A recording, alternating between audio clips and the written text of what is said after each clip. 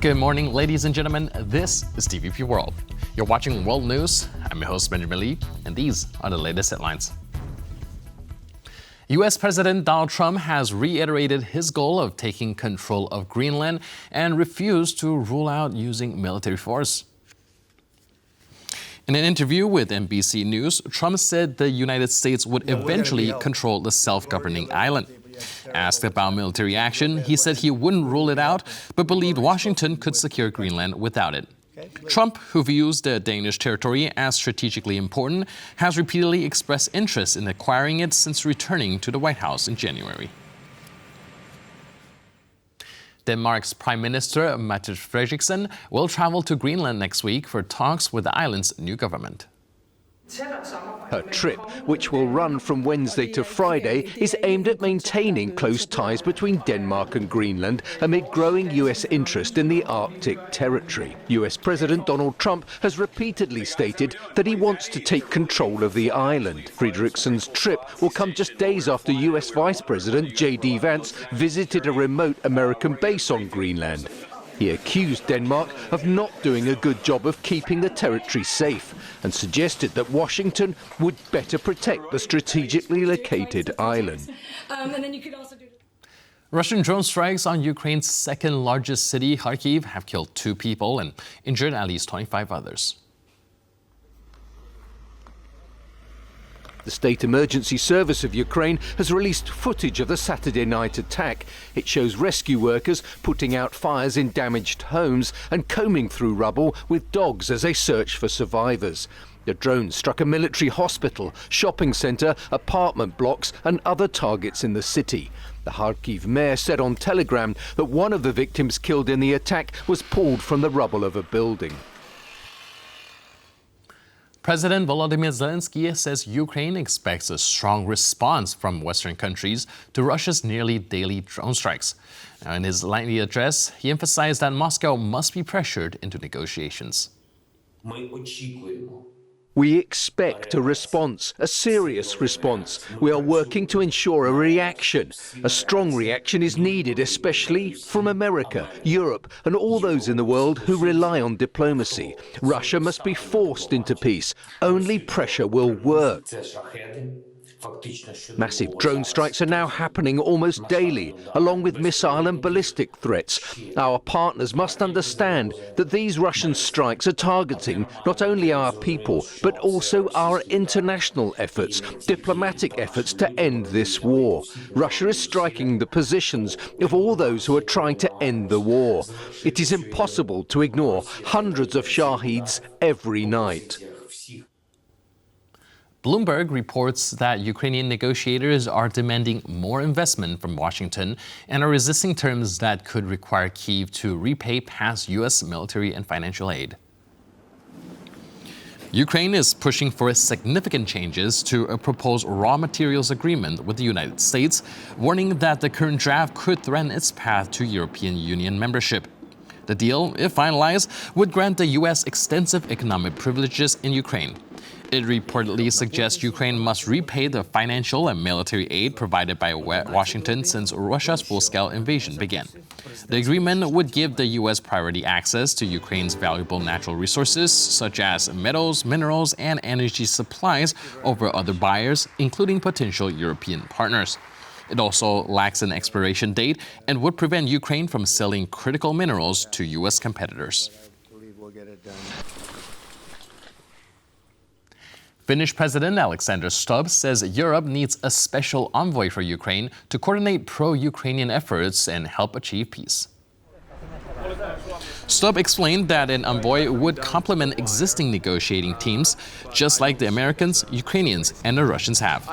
He praised British and French leadership for supporting Ukraine, but noted that outsiders may not know who to contact. While cautious about whether current ceasefire deals can lead to lasting peace, Stubb called them a step in the right direction. He made the remarks after attending the Paris summit of the Coalition of the Willing, an EU and NATO group backing Ukraine in its war with Russia.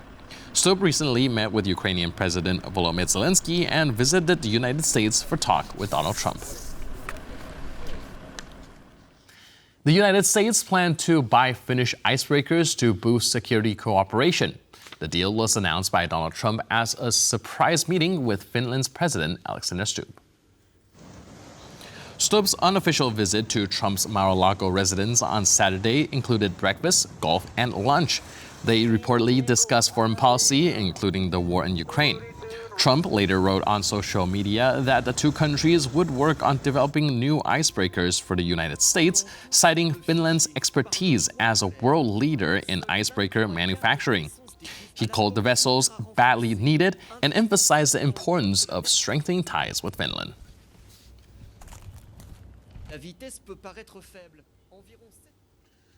A new safety treaty between Poland and France is nearing completion and is expected to be signed by the end of June, according to Polish Foreign Minister Radosław Sikorski. Now, both countries have confirmed their willingness to open a new chapter of cooperation. This will be the first high-level friendship agreement for France with a country that doesn't share a direct border. The Polish Minister of Foreign Affairs announced the new treaty between France and Poland and noted that another one with the UK was already on the way. We are to sign a new Polish-French treaty before the summer holidays. France calls it a premium treaty because it will cover many fields, from culture to economy, with important security clauses. The French ambassador to Poland also praised the new treaty in an interview with the Polish news channel TVN24. The diplomat noted that under Prime Minister Tusk, Polish-French relations had been reignited and emphasized that France will maintain relations with Poland on the same level as with its key European Union partners, including Italy, Spain, and Germany. The ambassador also pointed out that for the French side, defense cooperation is intended to be one of the main pillars of the treaty. According to the representative, Poland should cooperate with French arms industry more in a spirit of partnership.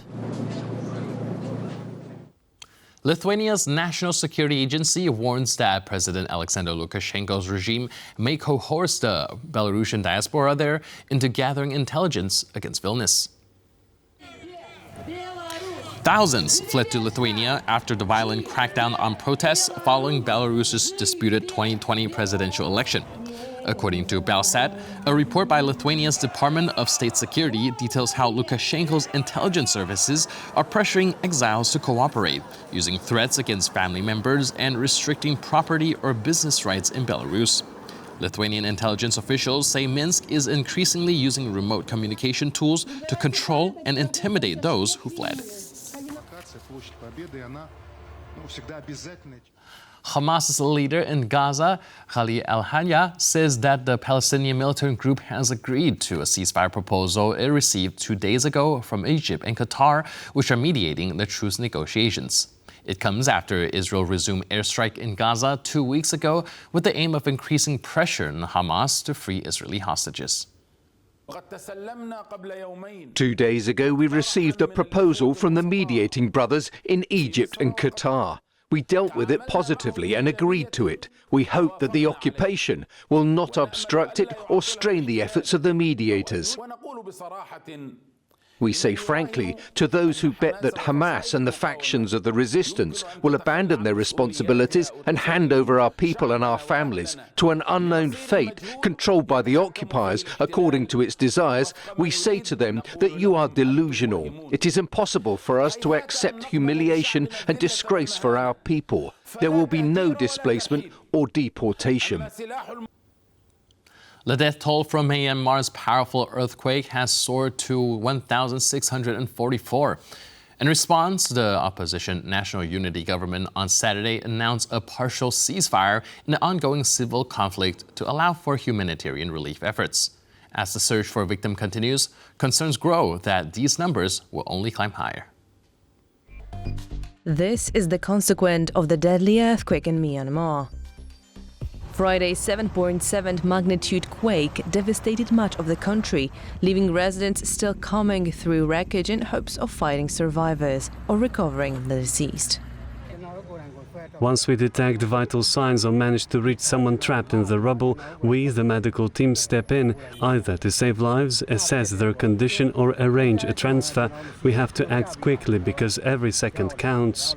A significant complication is the ongoing civil conflict. In 2001, the military seized power from the democratically elected government of Aung San Suu Kyi, triggering widespread armed resistance. Much of Myanmar is now unsafe and outright inaccessible for relief organizations, as government forces have lost control of extensive areas.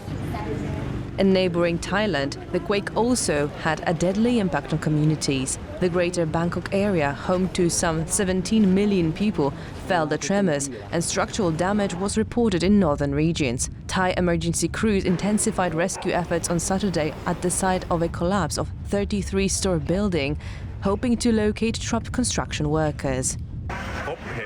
We are still checking to see if there are any more bodies, because this is a restaurant and it was lunchtime and there were a lot of people there. I'm not sure if there are still bodies. As far as I know, we rescued everyone and took all the bodies out that day. I'm looking to see if there are any bodies left.